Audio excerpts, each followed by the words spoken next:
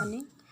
This is your Hindi book, Hindi first Parivesh.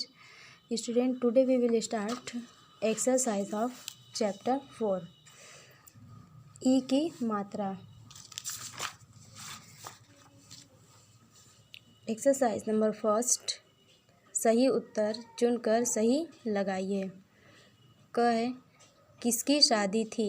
इसमें आप option दिया हुआ है उस पर टिक करेंगे. बकरी की शादी थी.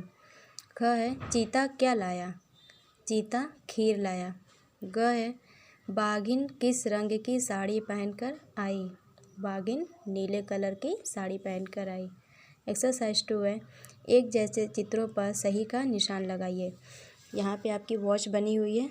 वॉच पे टिक करेंगे. एलिफेंट है, एलिफेंट पे टिक करेंगे. हाथी पे सामने ये है सीटी पे टिक करेंगे. बटरफ्लाई तितली, तो बटरफ्लाई पे टिक करेंगे. एक्सरसाइज 3 चित्रों को उनके उचित नाम के साथ रेखा खींचकर मिलाइए.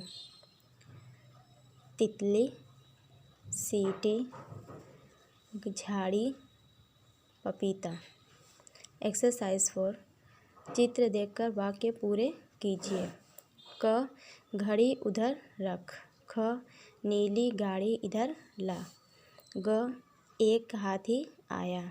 घ गीता सीटी बजा. So complete this exercise.